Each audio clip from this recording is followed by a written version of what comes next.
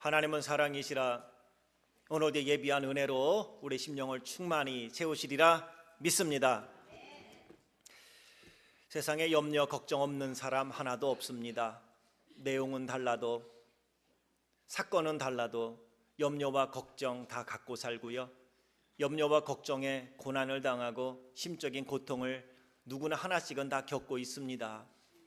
겉으로는 웃고 있지만 속으로는 울고 있는 사람도 많고요, 겉으로는 아무 일 없는 것 같지만 삶 속에 소용돌이치는 아픔이 있는 사람도 많습니다. 그래서 필립 얀시는 이 고난을 아무도 받고 싶지 않은 선물이라는 표현을 했습니다. 아무도 받고 싶지 않지만 우리는 다 합니다. 그럼에도 불구하고 모든 사람은 염려와 걱정 없는 사람 없고, 염려와 걱정으로 인하여 고난 없는 사람은 없습니다. 어려움을 당하고 고통을 겪고 고난을 겪는 이들에게 우리가 위로하고 격려할 때 가장 먼저 언급하는 사람이 있다면 바로 욥일 것입니다. 그래서 야고보는 흩어져 신앙생활하는 성도들에게 서신을 보내면서 그러한 고난 가운데서도 인내해야 할 것을 강조하면서 서신을 쓸 때 욥을 예로 듭니다. 야고보서 5장 11절을 이렇게 말씀하지요. 보라, 인내하는 자를 우리가 복되다 하나니 너희가 욥의 인내를 들었고 주께서 주신 결말을 보았거니와 주는 가장 자비하시고 긍휼히 여기시는 자신이라. 이 말씀을 읽으면 오늘 나에게 고난 가운데 내가 왜 인내해야 되는지, 그리고 나의 고난을 통하여 얼마나 하나님이 나를 다윗의 고백처럼 유익하게 하실지, 그리고 하나님은 반드시 합력하여 선을 이루시리라 믿습니다.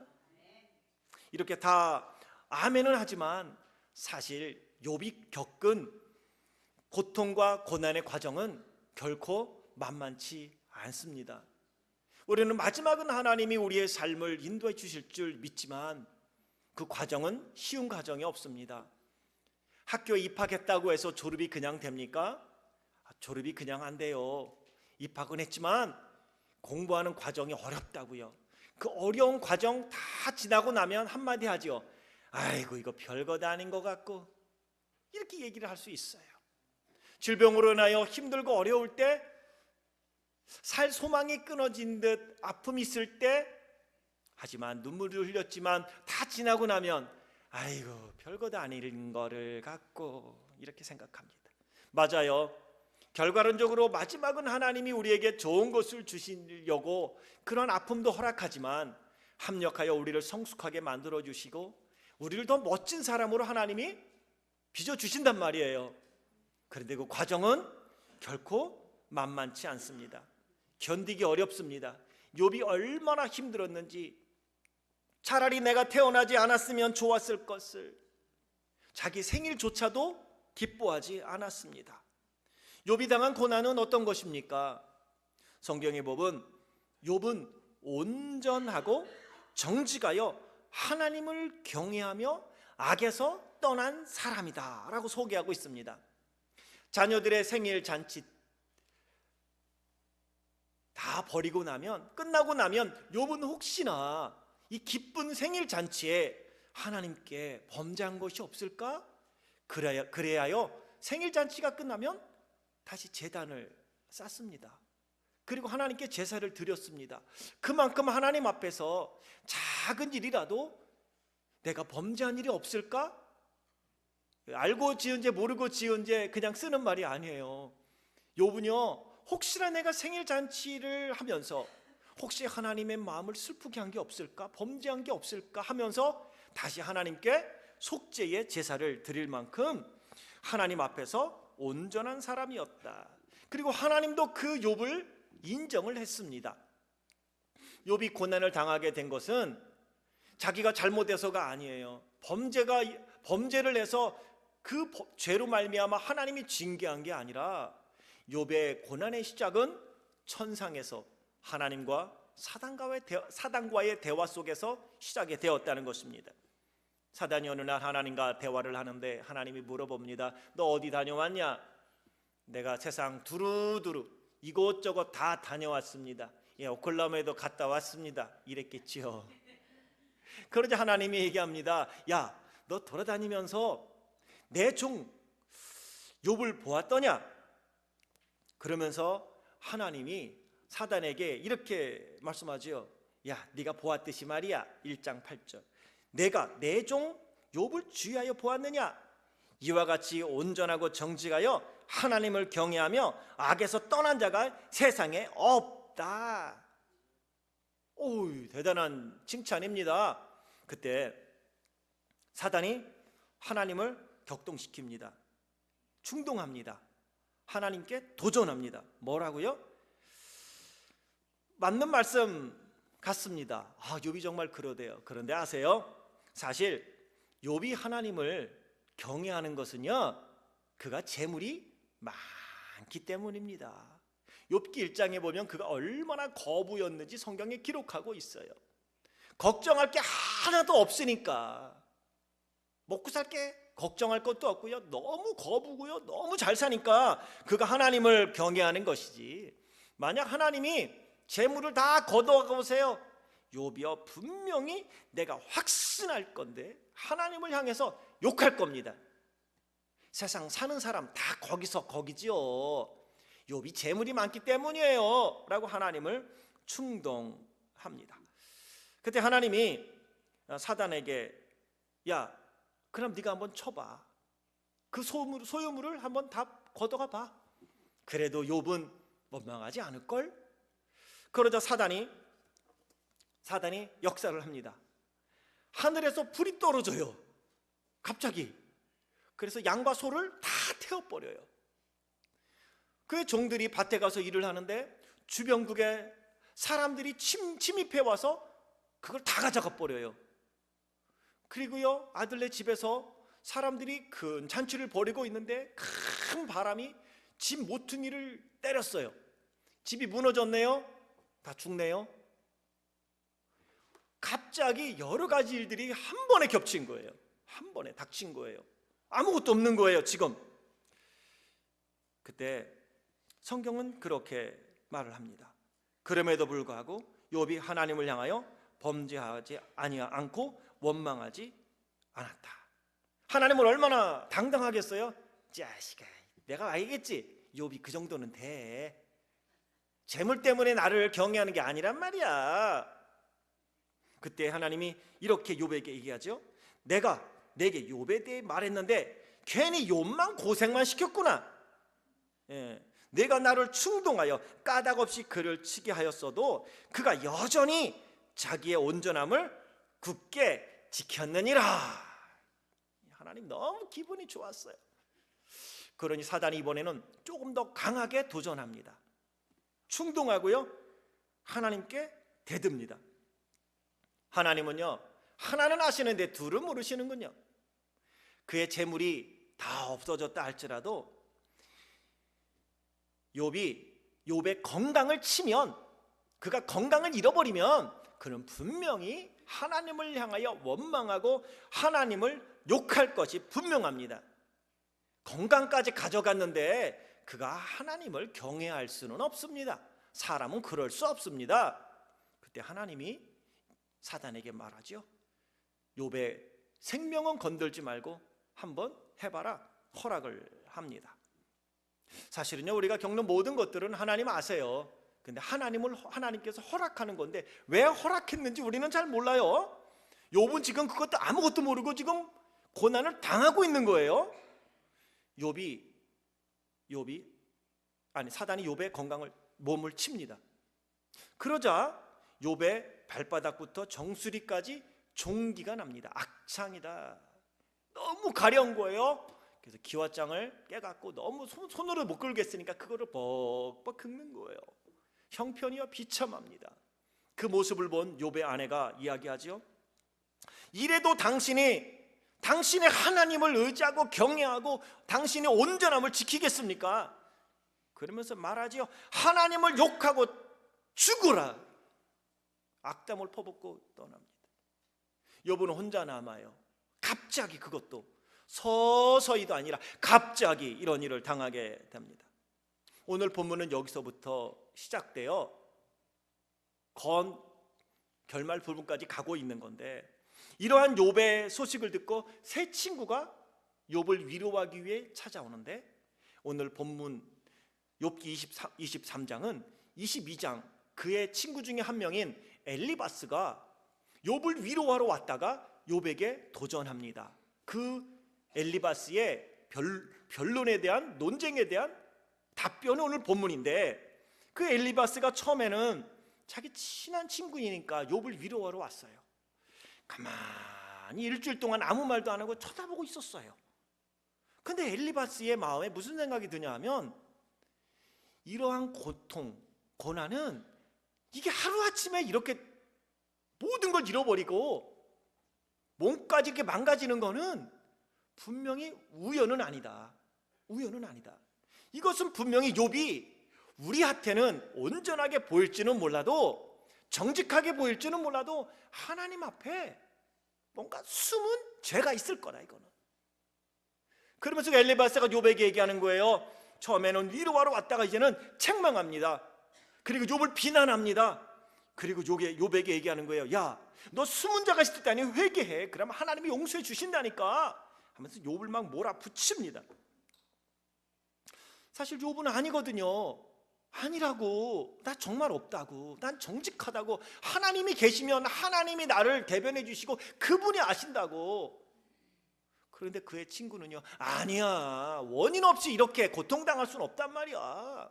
그렇게 이야기를 하는 거예요. 욥이 얼마나 괴롭겠습니까? 욥의 마음이 어땠을까요? 그 고통을 당하면서 하나님의 이름을 부르는데 하나님이 침묵하세요.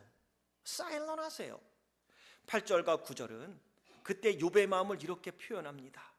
내가 앞으로 가도 그가 아니 계시고 뒤로 가도 보이지 아니하며, 그가 왼쪽에서 분명히 지금 일하고 계실 텐데 내가 만날 수 없고, 그가 오른쪽으로 돌이키시나 내가 배울 수 없도다. 앞뒤 좌우 동서남북 사방을 보아도 분명히 하나님이 살아계신 걸 내가 믿는데 그분이 대답하지 않는다는 거예요. 말씀하지 않는다는 거예요. 사실 천상에서 이루어지는 일들로 볼 때 지금 하나님이 말씀해 주실 타임이 아니에요. 지금 사단이 욥을 시험하고 있는 건데 이때 하나님이 나서면 안 되죠? 드라마를 봐도요, 하나님이 등장할 타임은 아닌 거예요 지금. 그러니 하나님은 말씀할 수 없어요.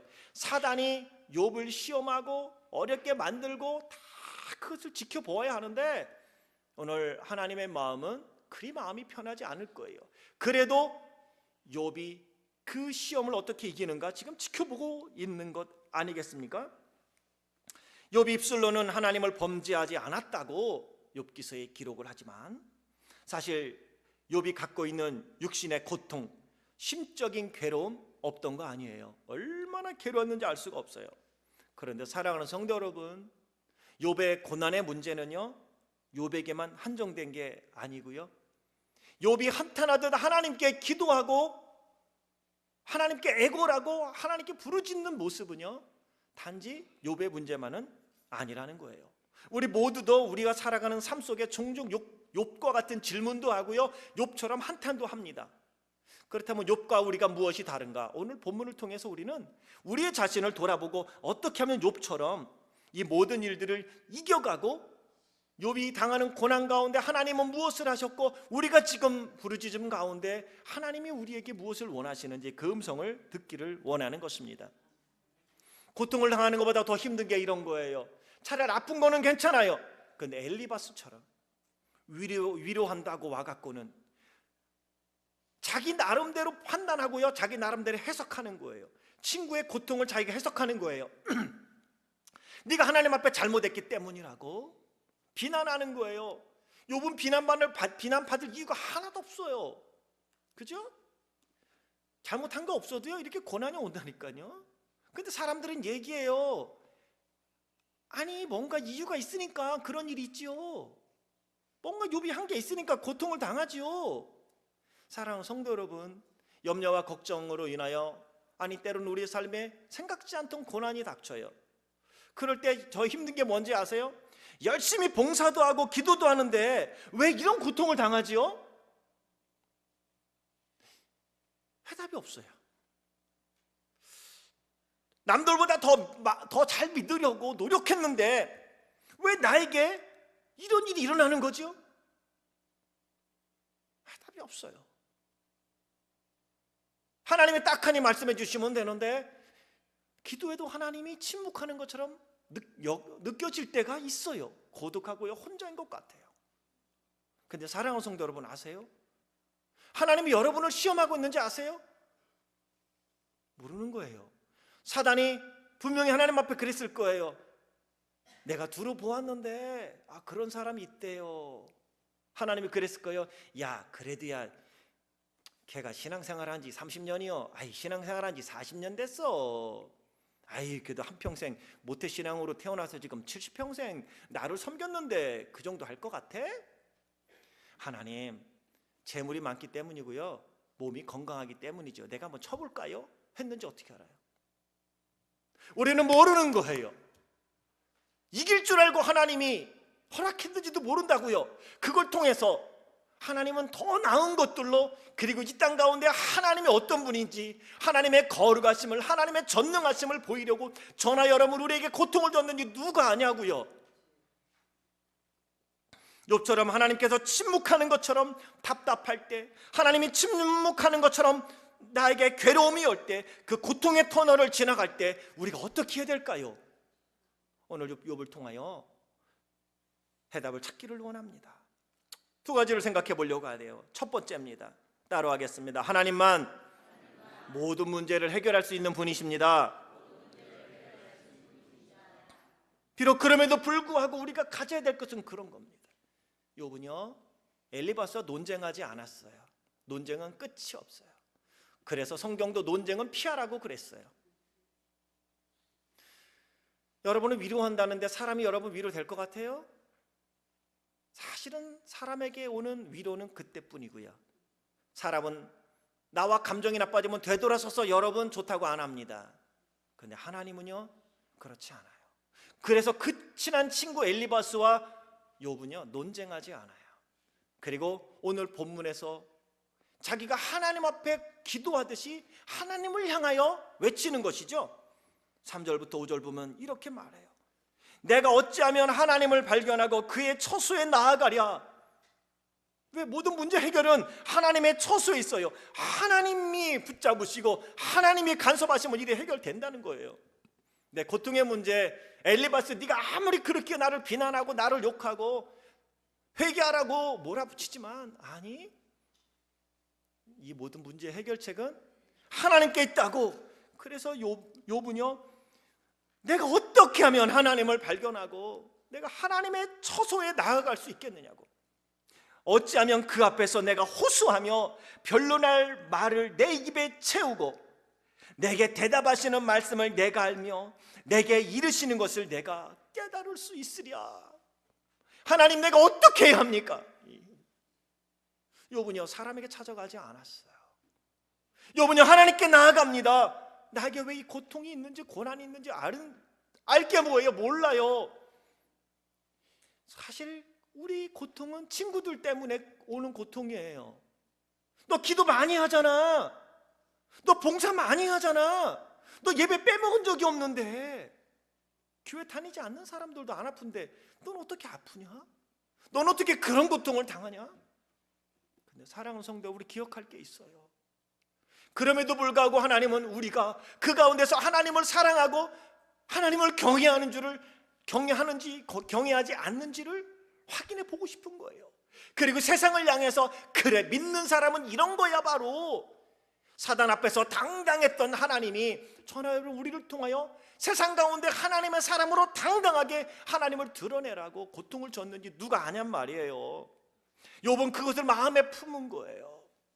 마음에 품은 거예요. 이것을 통해서 하나님이 나에게 하실 일이 있을 거라고.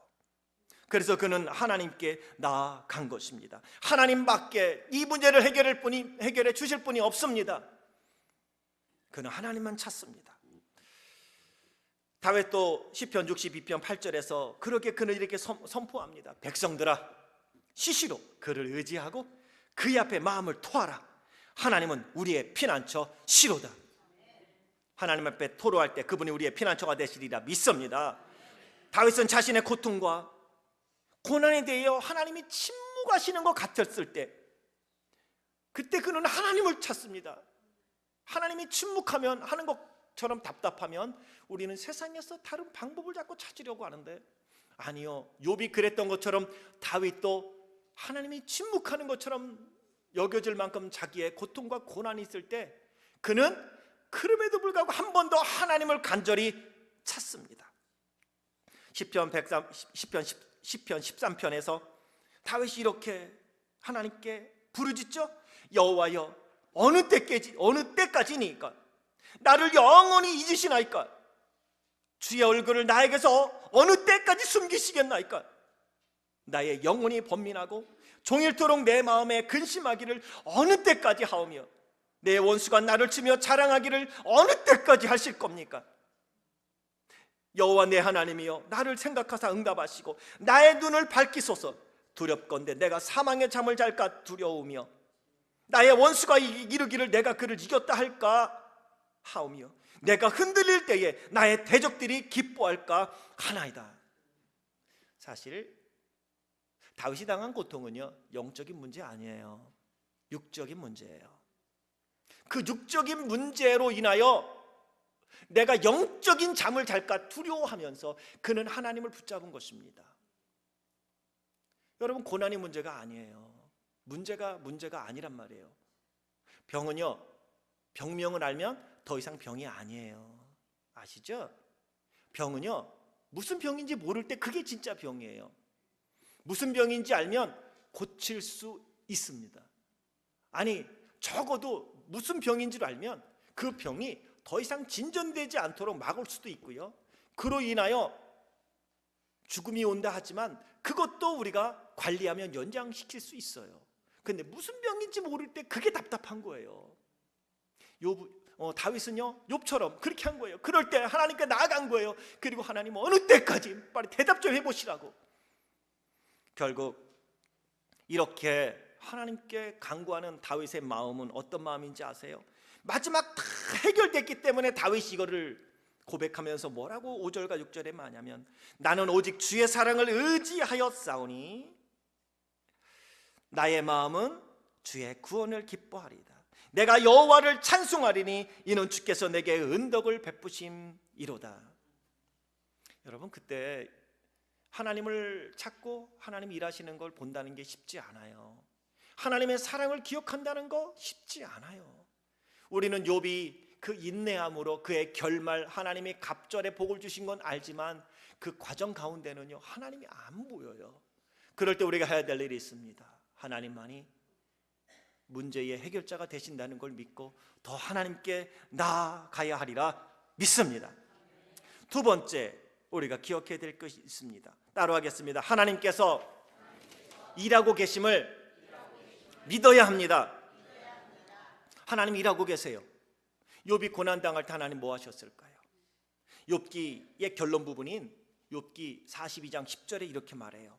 여호와께서 욥의 공경을 돌이키시고 여호와께서 욥에게 이전 모든 소유보다 갑절이나 주신지라. 양과 소와 나귀가 갑절로 불어나게 되었고요, 아들 7을 주셨고요, 딸도 3을 주셨는데 그 딸들이 얼마나 예뻤던지 성경은 모든 땅에서 욥의 딸들처럼 아리따운 여자가 없었다. 욥의 고난 후에 하나님이 그를 회복시켜 주셨고 갑절의 축복을 주셨어요. 고난을 이기고 나서도 욥은요 140년이나 더 살았다고 성경은 말씀하고 있습니다. 욥이 사단의 시험으로 인해 큰 고난을 당할 때 하나님은 뭐 하셨을까요? 하나님은 욥과 함께 계셨습니다. 욥을 응원하셨습니다. 욥을 도와주고 계셨습니다. 욥을 붙들고 계셨습니다. 더 중요한 것은 욥의 회복을 준비하고 계셨다는 것입니다. 믿습니까? 오늘 동일하게 그래요. 내가 믿음으로 견뎌가는 거예요. 다 잘하지 못해요. 염려와 걱정으로 고난이 오면 기도도 예전만큼 잘 안 돼요. 안 되는 건 사실이에요. 우리의 감정이 무너지면 기도가 잘 안 나오게 돼 있어요. 쉽지 않은 거. 부부싸움하고 와서 기도하려고 그러면 하나님 안 돼요. 안 돼요. 안 되는 거예요. 감정이 무너지면. 성령은요, 우리의 호흡이세요. 호흡이에요. 영이세요. 근데 그분이요, 가장 우리의 인격과 연관되는 게 감정이에요. 인격은 지정의로 이루어졌다 하는데 정이 가장 밀접한 게 성령님이에요. 화가 난다든지 감정이 깨지면 가장 먼저 우리에게 느껴지는 건 하나님이 멀리 있는 것처럼 느껴져요. 왜냐하면 이 성령님이 나와 내 안에 있지만 그분이 안 느껴지게 돼 있어요. 내 감정이 무너지면. 그래서 성도들은요, 이 감정 정리를 잘해야 돼요. 그래서 성경에 보면 하나님이 그렇게 말씀하지 않습니까? 하나님이 심지가 견고한 자를 평강의 평강으로 인도하시리니 그가 주를 의뢰함이라 그랬어요. 이게 그런 말이에요. 심지는 마음이에요. 마음 안 보여요. 마음의 뿌리가 깊은 사람, 그것은 하나님을 경외하는 사람, 감정이 크게 요동하지 않는 거예요. 지금 욥처럼 이러한 고난 가운데 고통 가운데 있으면서도 하나님을 의뢰하는 거예요. 그래서 그가 고통 가운데 있지만 놓지 않은 것은 분명한 건 하나님이에요. 기도하면 그 기도에 대해 하나님은 반드시 응답하실 줄 믿습니다. 욥은요, 그거 하나 붙잡고 그 고난을 이겼다는 사실입니다. 그리고 그 고난 가운데 그가 하나님을 붙잡고 있었을 때 하나님은 그를 위하여 계속 일하고 계셨어요. 하나님이 침묵하는 것 같았지만 지금 하나님이 말씀하실 타임이 아니에요. 지금 과정이란 말이에요. 머지않아 고통의 터널 지나가게 될 것입니다. 소나기가 막 쏟아 부을 때는요, 소나기를 잠시 피해야 돼요. 근데 머지않아 소나기가 지나가면요, 햇볕이 찌고요, 그 소나기 뒷꼬랑길을 이렇게 보면 뭐가 보여요? 무지개가 보이는 거예요. 우린 다 아는데 그게 너무 어려워요. 안 지나갈 것 같기 때문에 그래요. 거기 폭풍우가 지나갈까? 근데 1년 365일 내내 폭풍우가 치지는 않아요. 홍수가 나고요, 장마철이라고 막 비가 억수같이 쏟아져도요 지나가고요, 눈이 와서 학교를 못 간다고 그래도요 그 다음날 또 다 녹아요. 언제 그랬느냐는 듯이 오늘 우리가 하나님을 바라볼 때 욥처럼 붙잡고 가요. 지금 일하고 계시는 하나님을 볼 수 있어야 합니다. 그래서 다윗은 시편 139편에서 그가 이렇게 고백하지요. 여호와여, 주께서 나를 살펴보셨으므로 나를 아시나이다. 주께서 내가 앉고 일어섬을 아시고 멀리서도 나의 생각을 밝히 아시오며 나의 모든 길과 나의 눕는 것을 살펴보셨으므로 나의 모든 행위를 익히 아시오니 여호와여, 내 혀의 말을 알지 못하시는 것이 하나도 없으시니다. 결국 하나님이 응답하신단 말이에요. 우리가 좋아하는 찬송 복음성가도 있잖아요. 하나님의 사랑을 사모하는 자. 그 가사 중에 그게 있죠. 우리의 작은 신음에도 응답하신다고. 그분이 우리의 소리를 지금 듣고 계세요. 침묵하는 것 같아도 그분이 지금 일하고 계시다고요. 우리로 하여금 인내하여 결국은 욥의 결말을 보았듯이 갑절로 하나님이 회복시키시고 축복하시고 하나님이 원하는 하나님이 누구신지 하나님의 거룩하심을 욥을 통하여 드러냈듯이 하나님은 저나 여러분 우리의 삶을 회복시키고 축복하셔서 하나님의 전능하심을 드러낼 줄 믿습니다. 실패한 자는요, 사단이 그랬을걸요. 껄껄껄껄 웃으며 이것 봐요, 하나님이 몰랐지요. 내가 가서 툭 건드렸더니 뭐 엎어지고 자빠지고 난리치대요. 어쩌면 그럴지 몰라요. 저나 여러분, 우리는 하나님의 자존심으로 살 수 있길 원하고요, 하나님의 자랑으로 살 수 있길 주의 이름으로 축복합니다.